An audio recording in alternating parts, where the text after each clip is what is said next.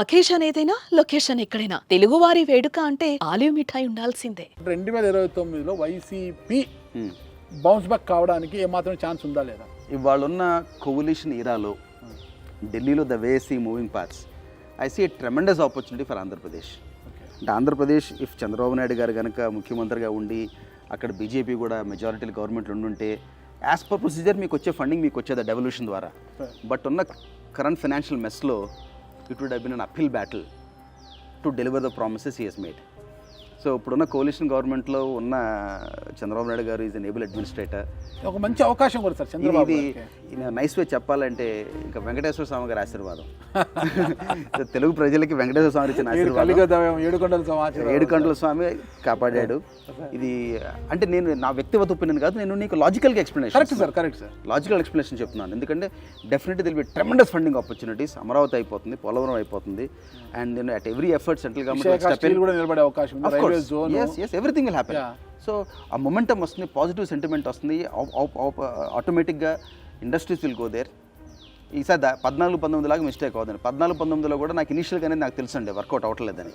Sir ఈ విషయాలు మనపోతే ఎన్నికల ముందు కాపులు కావచ్చు కొంతమంది చంద్రబాబు నాయుడు గారు పవన్ కళ్యాణ్ని వాడుకుంటున్నారు, ఎన్నికల తర్వాత అధికారంలోకి వచ్చినట్టే పవన్ కళ్యాణ్ని తరిమేస్తారు, పక్కన పెట్టేస్తారు అన్న ఊహాగానైతే ఎక్కువ వచ్చేసారు చాలా మందిలో. కానీ వాటన్నిటినీ కూడా పటాపంచలు చేసి చంద్రబాబు నాయుడు గారు తీసుకున్న నిర్ణయాలు ఈరోజు నాకు తెలిసి నా పొలిటికల్ నాలెడ్జ్లో భారతదేశ చరిత్ర ఎక్కడా కూడా ఏ పార్టీ అధికారంలో ఉంటే ఆ సీఎం ఫోటో ప్రభుత్వ కార్యాలయంలో ఉంటుంది, ఒక సీఎం ఫోటోనే.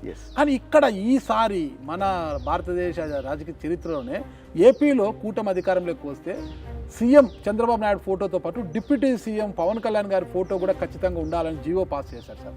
అంటే అది దేనికి సంకేతము, ఎలా చూడొచ్చు అంటే అసలు గతంలో అనుకున్నట్టు ఎన్నికలకు ముందు వచ్చిన విమర్శల నుంచి కూడా పట్టాపంచాలు చేశారు చంద్రబాబు నాయుడు గారు. ఇది దీనికి సంకేతం ఏంటి అసలు? అంటే ఇప్పుడు నేను మాట్లాడుకోగలిగేది ఒక వీధరుగు మీద కూర్చొని ఒక సామాన్యులాగా మాట్లాడుకున్నామండి. దాన్ని పొలిటికల్ మెచ్యూరిటీ అంటారు. Okay, political maturity. ఒక కోalition గవర్నమెంట్ సంకీర్ణ ప్రభుత్వంలో సరైన మెసేజింగ్ పంపించారు. రెండు messaging that hey we're here together for the long haul అనే మెసేజ్ పంపిస్తున్నారు. ఎక్స్ట్రాడినరీ మెచ్యూరిటీ అండి అది. ఇదే విధంగా కొంచెం ఉండకపోవటం వల్లనే నాకు తెలిసి తెలంగాణ రాష్ట్రంలో కేసీఆర్ గారు ఇబ్బంది పడ్డారు, ఆంధ్రలో జగన్ గారు ఇబ్బంది పడ్డారు. ఇప్పుడు అహం బ్రహ్మస్మి సర్వంతర్యం అంతా మేమే అనుకుంటే పైనుంచి కింద వరకు కష్టం కదా, ఖచ్చితంగా సార్ అట్లాగే ఇబ్బంది పడ్డారు. They paid the price. ఇంకొక విషయం కూడా చూడాలి, ప్రమాణ స్వీకారం సందర్భంగా అంటే మంత్రివర్గ ప్రమాణ స్వీకారం సందర్భంగా నారా లోకేష్ గారు తన ప్రమాణ స్వీకారం అయిపోయిన వెంటనే పవన్ కళ్యాణ్ గారికి పాదాభివందనం చేశారు సార్. అది is respecting what Kalyan garu has done for the alliance.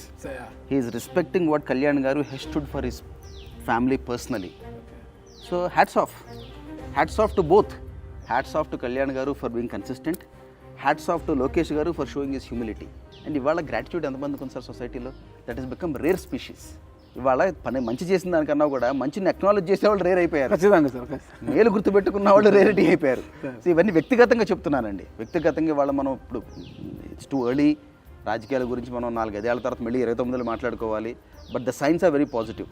ఇప్పుడు మనం మాట్లాడేది ఇంటే కనుక నేను ఒకళ్ళు కొమ్ము కాస్తాను అనుకోవచ్చు, నేను ఎవరికి కొమ్ము కాయట్లేదు. మీరు 3 పార్టీలకు దూరంగా ఉన్నారు, అందరికీ దూరంగా ఉన్నారు. నేను మీరు ఒకటే సామాన్యుడు, ఓటేసాను, మీరు ఓటేశారు, నేను ట్యాక్స్ పేయర్ని. It is just that I had the privilege and the opportunity to interact with all of them from close quarters. ఇక మీరు ఇప్పుడు కామన్గా ఉన్నారు సార్, అంటే ఇక ఏ పార్టీ మీకు పిలుపునిచ్చినా కూడా ఆ పార్టీ తరఫున పోటీ చేయడానికి సిద్ధంగా లేరా?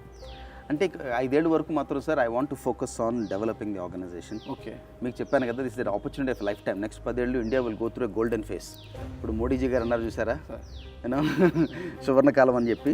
డెఫినెట్గా next 10 years is the story of India అండి అరౌండ్ ద వరల్డ్. నేను I travel quite extensive around the world and I have seen multiple economies and I have reasonable insights on how the future is going to be. The next 10 years will be tremendous opportunity for organisation to scale up, కంపెనీలు పెరగడానికి. ఒక 5 ఏళ్ళు ఫోకస్డ్గా ఉన్నాను sir. నా personal life కూడా, నా personal responsibilities కూడా లాజికల్ కంక్లూషన్కి వస్తాయి.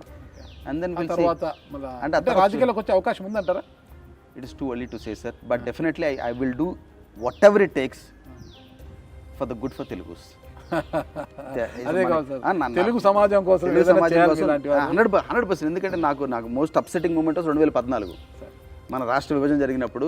ప్రాబ్లీ నాకు పెద్ద దెబ్బలు మీద కూడా నేను ఎప్పుడు ఇబ్బంది పడలేదు, సిబిఐలో ఎప్పుడు ఇబ్బంది పడలేదు, వ్యాపార నష్టం ఎప్పుడు బాధపడలేదు.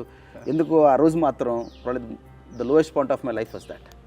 తెలుగు రాష్ట్ర విభజన జరిగినప్పుడు ఒక తెలుగుగా మనకు ఒక ఐడెంటిటీ పోయిందని బాధ ఆ రోజున. కానీ నేను వింటున్నాను సార్, పివిపి గారు ప్రత్యక్ష రాజకీయాలు దూరం అయిపోయిన త్వరలో రాజ్యసభ తీసుకొని పెద్దల సభలో అడుగు పెట్టబోతున్నారు అనేది అయితే బయట వినిపిస్తుంది సార్. లేదండి, అంటే అది ఒక్కటైతే మొత్తం చెప్పగలను సార్, రాజకీయం అనేది అంతా తలరాత, అది మన చేతుల్లో లేదు.